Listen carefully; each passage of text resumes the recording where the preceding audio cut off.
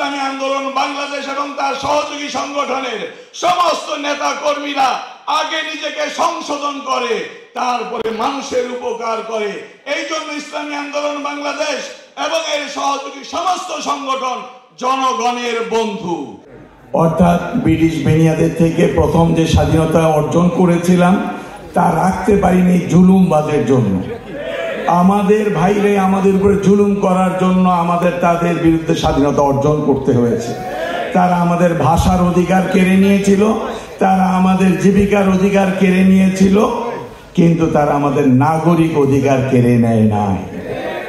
তাদের ক্ষেত্রে আমরা যে দাবি তুলেছিলাম সেটা হলো সাম্য, ন্যায় বিচার ও সামাজিক মর্যাদা। যেই স্বাধীনতা অর্জন করার জন্য আমরা সম্মিলিতভাবে একত্রিত হয়েছিলাম, লক্ষ লক্ষ লোক জীবন দিয়েছে, লক্ষ লক্ষ মা বোন ইজ্জত দিয়েছে, সেই সাম্য আমরা অদ্যাবধি আদায় করতে পারি নাই। সময়ও চাকরি গিয়ে শ্রমিকরা হয়ে যাচ্ছে বেকার। তাহলে কি ভাই বৈষম্য দূর হলো না বৈষম্য রয়ে গেল? তার প্রধান কারণ হচ্ছে যারা বৈষম্য দূর করবে তাদের মধ্যে নীতি নাই। এই জন্য আমি যে আয়াতের কালিমা তেলাওয়াত করেছি, আমরা একত্রিত হলে যে ফ্যাসিস্ট সরকারকে তাড়াতে পারি এটা আমরা প্রমাণ করেছি, কিন্তু নীতি না থাকলে আমরা শান্তি তালাশ করে পাবো না, এটাও প্রমাণিত হয়েছে।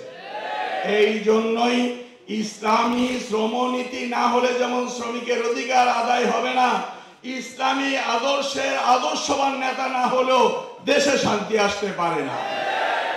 আমরা যে সংস্কারের কথা বিভিন্ন জায়গায় এসেছে বলেছি, আমরা ইসলামী শ্রমিক আন্দোলন এতদিন ছিল একটি মানবিক সংগঠন।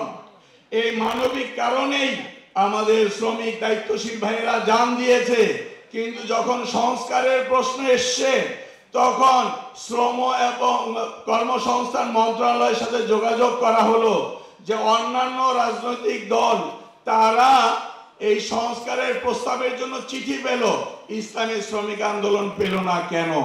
তখন তারা জানিয়েছে আপনারা কোনো তথা সিস্টেমিক বাংলাদেশ সরকারের আইন অনুযায়ী আপনারা শ্রমিক সংগঠন নন, আপনারা একটি মানবিক প্ল্যাটফর্ম, এই জন্য আমরা আপনাদেরকে চিঠি দিতে পারি নাই।